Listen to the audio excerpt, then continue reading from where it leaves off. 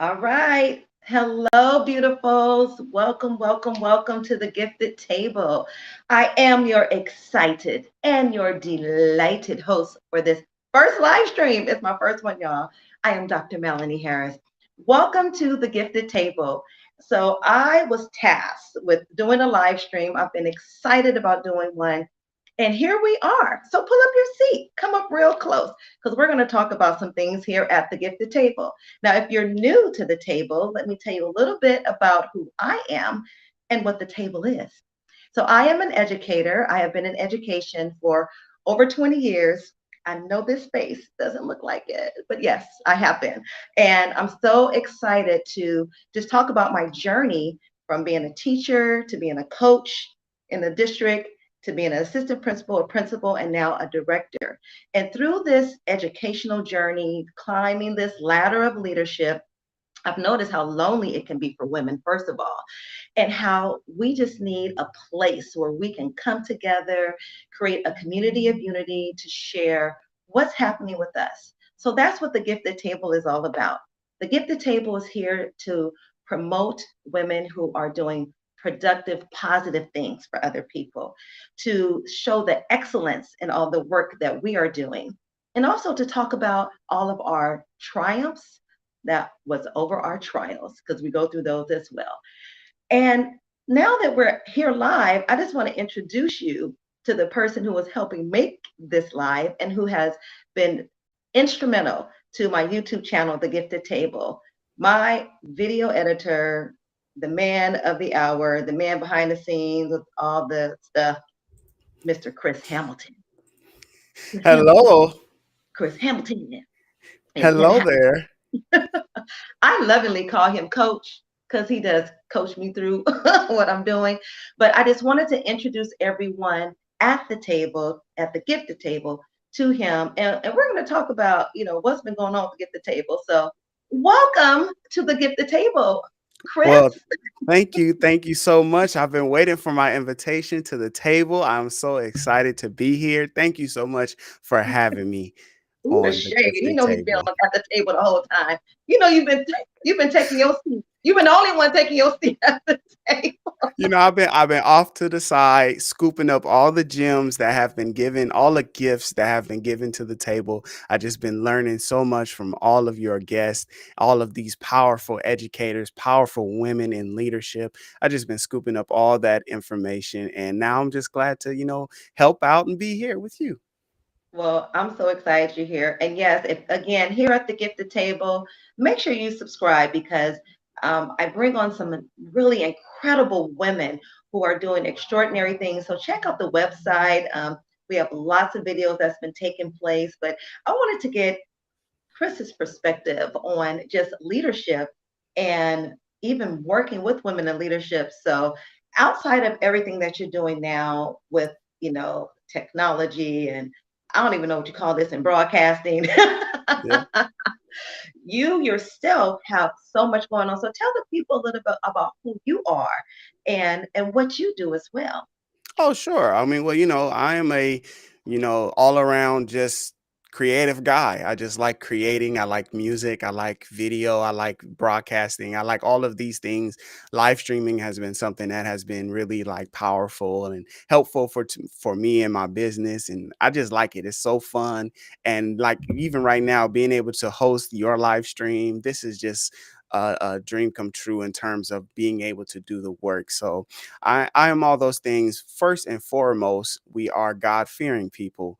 And so God is definitely the leader of my life. He is the person that is willing me to do the things that I do. So I'm just blessed and just grateful to have his favor in my life. And, I know that you are connected to the Father as well. So I just think it's just a blessing that we, can come together, as they say, do good to all people, but especially those of the household of faith. There you go. That's Yes. right. Like unapologetically. That's how I say Yes. unapologetically. Yes, Well, ma'am. before I even get into my topic, because today I will be talking about what a difference a year makes. Mhm. And a lot of that involves you, believe it or not. It really does involve how you have been from December of last year to December of this year. And when we Wow, has it connected, been that long? It hasn't been a year for us just yet, but we're coming up on a year in March, sir. Wow, that is Right? That's yes, crazy, right? yeah, So, and as you've mentioned, there's been different ladies here on the gifted table, and it really is a place, a platform where I want to create a space for us to really talk, just again, yeah. unapologetically, authentically about where we are, our experiences. Who has been some people that's been on the gifted table that you really, caught some of those gems and tucked them in your Mm. toolbox? So for sure, DB Bedford, for sure, the EI guy. I might not like it. I don't accept it. I don't like it. I don't agree with it, but I accept it. He's definitely helped me in my emotional intelligence. That's a real thing. Definitely him, as well as his daughter, Hella Keto, for sure, and as well as some great educating women because I started with a guy from the mailroom, but There for was a that. sure. I'm sorry. It's the first thing I can. It's the first thing on my mind. It's the one. It's the one thing that stuck with me in the name. But I have a special clip for you that I want to show because this person. Yes, I told you. Listen, we're about this life, okay? So, Dr. Judy White, definitely the gems that she dropped. We're gonna play this clip right now, and then we'll come back, okay? All right, sounds good. Stretched you as a leader? You know, that thing that where you thought you were just at that end. And you're like, nope, this thing, whatever this is making me go a little bit further. And I don't know if I can do it, but you did it. For me, the stretch was politics. I always said I was not going to be a politician and that I was going to do things through servant leadership and not politically. But I found that the higher level that I would rise in my career, politics is real. And when it comes to resources that are limited, there will always be politics. But I did not ever have to compromise my values. And, but decisions have to be made by groups, and that's why politics exists. And, I found myself in many positions where I had to really pray and stay true to what I know. And there's one compliment that happened when I got ready to retire. And then there was a group of politicians and they said, we're going to miss you. And they said, you've been our conscience. Wow. And that to me is one of the biggest compliments Absolutely. that you can have from a group, because I always redirected everything we said or did back to students first. Students have to be in the center of it. Learning to navigate others' operational leadership styles and operational styles, just knowing that there's more than one way to lead, and not being in a situation where someone's leadership style is not in line with what I think is a great leader. And I'll say that, and understanding that is not that they're not a great leader. It's just that their style is different from what I've experienced, and being able to position myself to be the servant leader that we all purport to be, and not saying this ain't right. We can't be doing it that way. We have to do it this way. But saying, you know what? Okay, that's a different perspective. I'm not sure if I agree with this perspective, but they're leading. So how am I going to, be the servant leader that I say that I am if I'm pushing back against someone else's leadership style because it's very different and far left from mine? So that's been a huge stretch for me. For the last 10 years, I've been in administration, but I'm typically in middle management. And so that's been a stretch for me because I feel personally, I have, qualities that, I want to be able to exercise. And I too have visions, and just, being patient with God and allowing for God to pull me into what space that he wants me to be in to lead from whatever seat I'm in. Those are things that have really stretched me as a leader.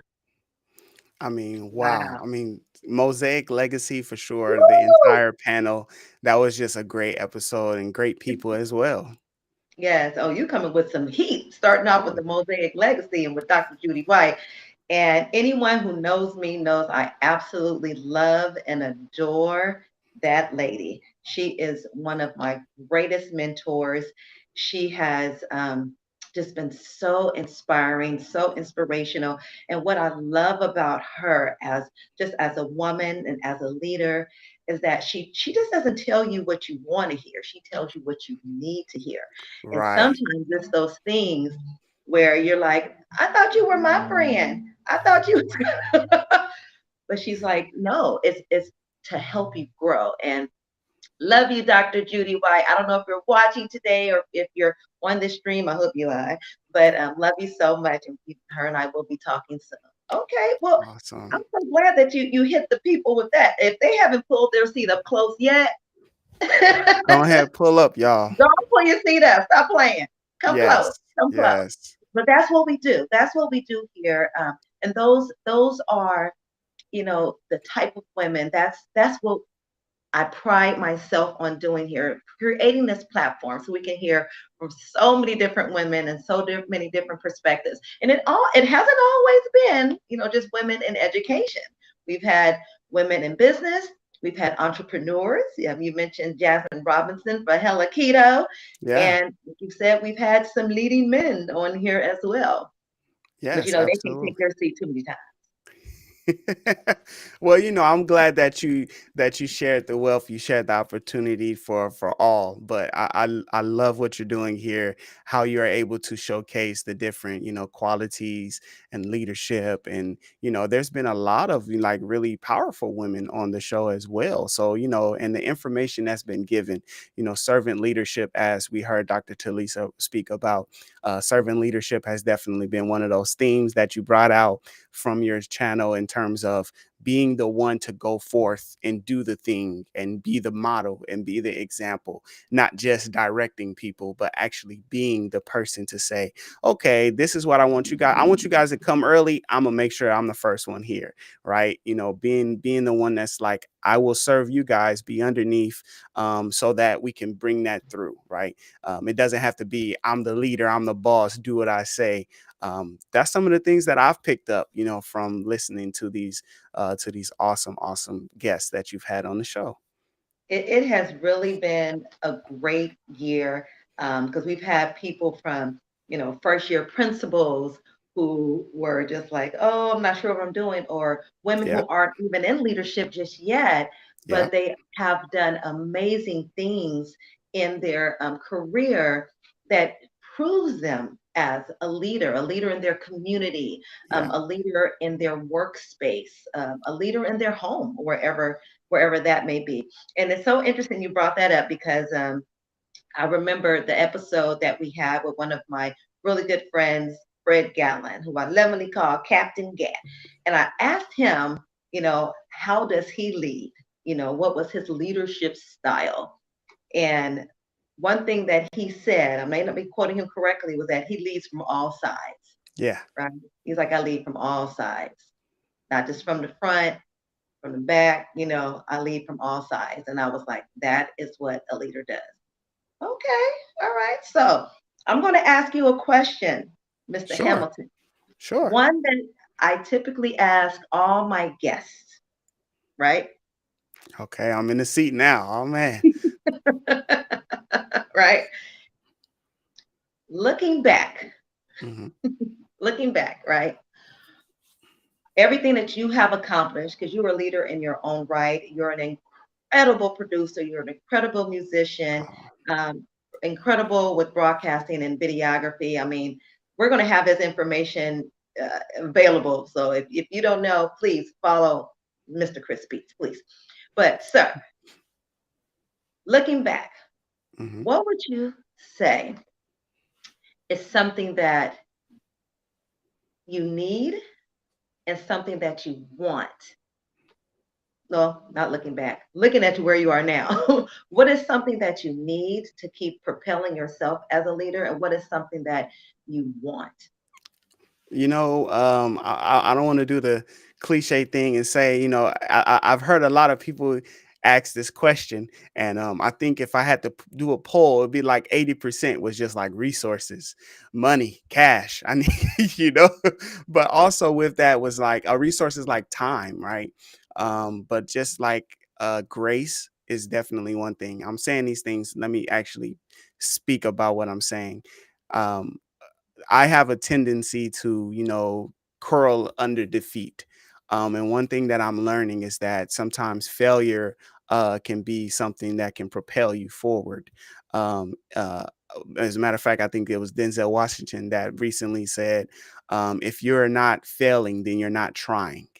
And so with that, just giving myself some more grace, and also just, learning from those lessons and those mistakes. Definitely don't want to appear like this year hasn't been rocky or like everything has been smooth sailing. But with that, if there has been, those times where I was not like meeting the mark, I think that the number one thing is to like give myself some grace and also just learn from those mistakes. So that's what I want. That's what I need to do. What I want more computer equipment. I want more cameras and more microphones and lights and Give me my equipment. Let me build my studio. that's yeah, exactly. That's what I want. I love it. I love it. And I'm so thankful for you. And it really has been a year. And so I wanted to share today with everyone just about what a difference a year has been for me personally, just in my career and as a leader. So I'm just going to take a few moments to share some things. I'm going to talk about four things today. I want to talk about fumbles, fear, forgiveness, and faith in that order. In that order. So this time last year, I was really in a challenging situation that I had some fumbles. I had some fumbles in my career. I had fumbles with communicating with my own leadership with others. I had, and this is like important things, I had some fumbles when it came to at my own school site with supervision and making sure that I'm keeping not only my staff, but all of the students safe, had some fumbles. But what did I do? I quickly, recovered. And the thing about fumbles, now keep in mind, I have never played a sport in my life, but I know fumbles because I watch football. And fumbles can be, oh, why are you laughing at me? But fumbles can be those things where you have the ball, you're running with it, right? And either you get distracted, you trip, someone hits you on your side, and either the ball starts to do a nice little dance in your hand, you drop it, and you're like, oh my gosh, can I recover? Sometimes you can recover it yourself and keep running, but sometimes you don't. And that's what has happened. I mean, last year I had some fumbles where I dropped the ball. I just clearly dropped the ball on some things and had to recover. And I did, had to apologize. But even with all that, even with restructuring, it still wasn't good enough. And so I was actually put into a position where I was moved from my position and placed somewhere else. And it caught me by surprise. It really did, because it was the end of the year. We were just going on winter break, and I wasn't allowed the time to really talk and share it with my staff. So it was a very interesting situation where I felt just disrespected in some ways and just not giving the grace that Chris was just talking about. The grace to just, if I have to move, that's fine. I take it, I'll take that. But just the grace to move in a different way, especially when you've been somewhere for over 5 years working with a group of great people and you just move. I'm not the only one that's happened to, right? I'm sure some of you have had some fumbles. What about Brittany Griner? She had a real big fumble. The basketball WNBA star. She was in Russia. She just left Russia because she had a fumble, right? A fumble where she had some vape drug stuff in her bag, didn't intentionally do it, landed herself in a Russian prison, went to court and all that. A fumble. We all have those places. But how do we get out? We recover. And that's what I did. I recovered. Whatever space I was being told I was going to be placed in, I was just going to move with it. Move with it, continue to be me, continue to learn, and continue to grow. And that's one thing I did. I reflected on that situation. I reflected at what I did, what caused me to have to be put in the position to be moved in the first place, right? As people always say, there's always three sides to every story: your version, their version, and the truth. And so I had to become reflective about my own behavior. And if you're not doing it as a leader, then you're doing yourself and the people you serve, the people you lead, a disservice. So I had a fumble, okay? But I had to recover. But then the fear kicked in. Yes, I was very, very afraid because I felt like I was snatched from a place that was very comfortable where I was. And I was placed somewhere where I felt like the invisible administrator, the invisible leader. All of a sudden, no one is calling on me. No one is relying on me. I'm not needed in the same space. I'm not needed at the same place. This was difficult. It was challenging, especially when I'm starting the year, which was this year, 2022, in a different place, working with the different people, but still not sure what my title is, what my position is. What is it that I'm supposed to do? I really had no idea. And unfortunately, the people I was working with, they didn't know either because I was placed somewhere with them because they needed to place me somewhere. But thank goodness, thank God for those who did just embrace me and moving from one department to another, teaching me some new things, enhancing the skills I already had, or allowing me the space to use some of those leadership muscles I hadn't used in quite some time, right? I had to start exercising some different muscles because I was in a different place.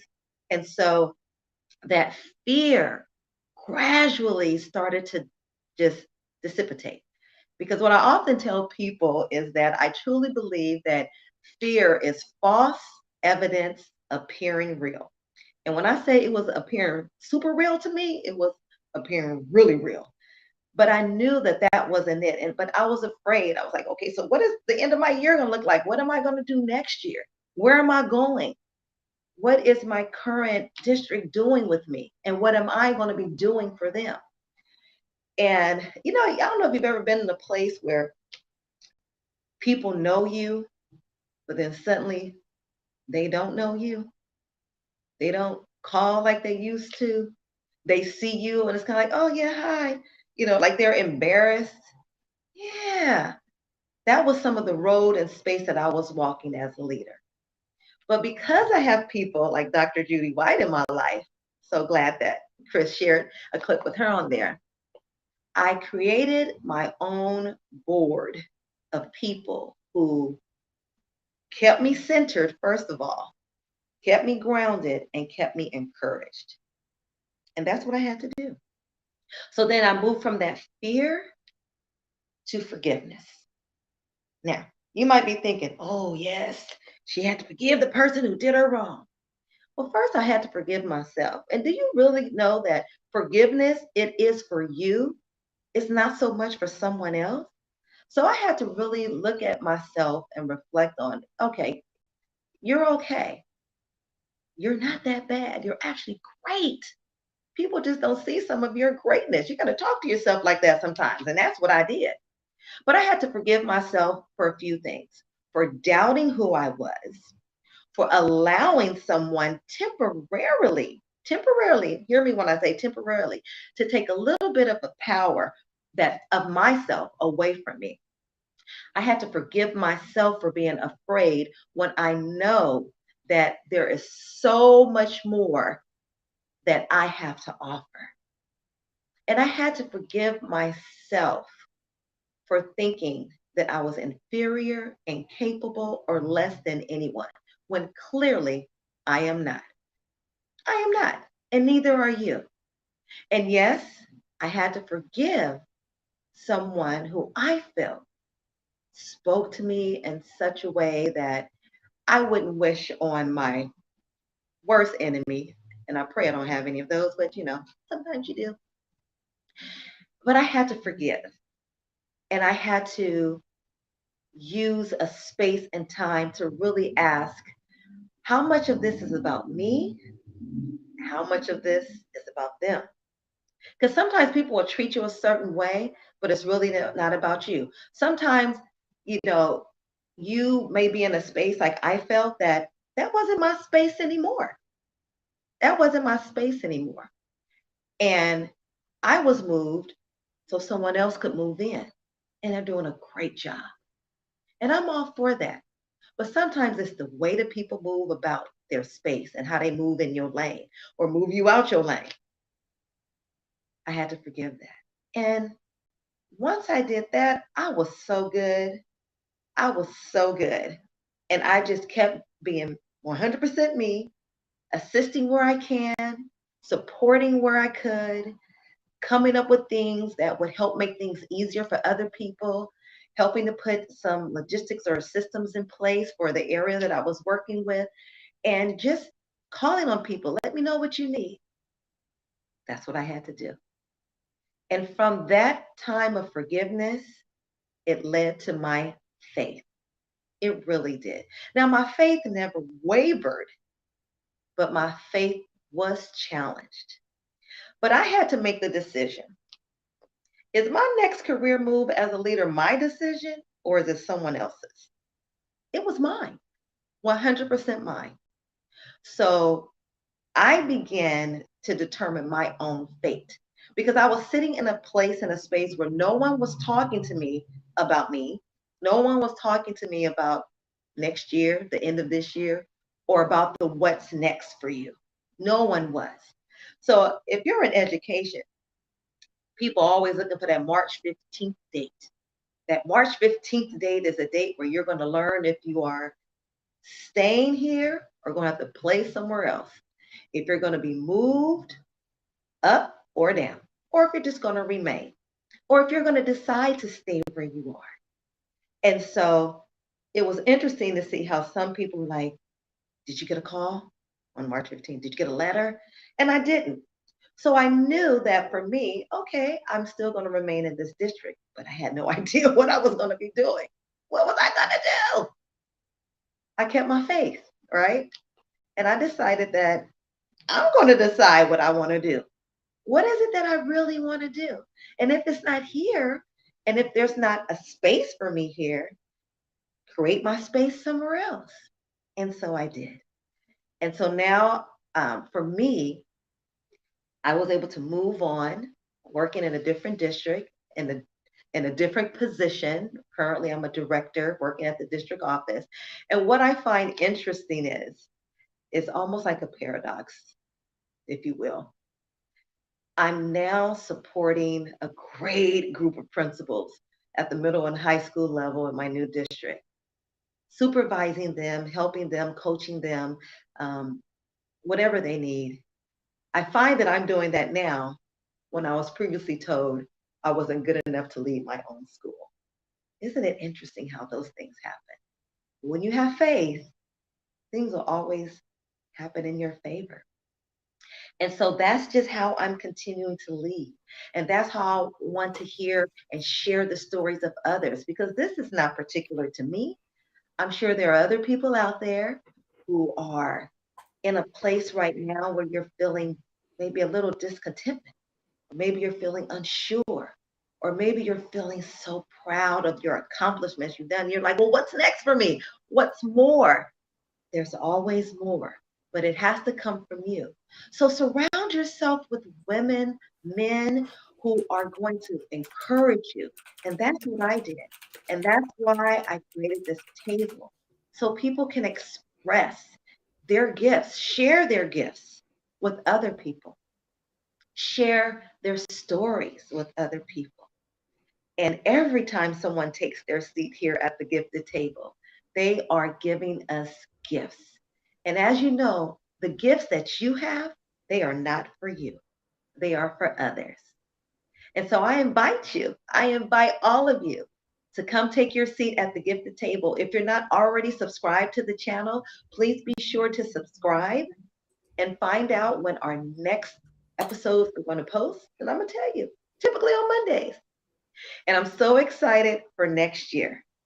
Next year, which is next week, January 2nd, we are going to have another live here at the Gifted Table.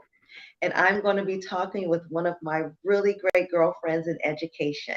And we're going to talk about why Black women in education have to lead differently. Yes, we do. We may have the same title.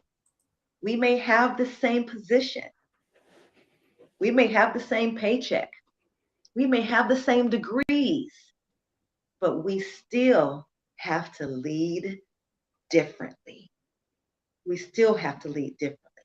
I was reading an article not too long ago about women in leadership and how so many women in different areas, different industries, are leaving leadership positions, and even some who are in that C suite.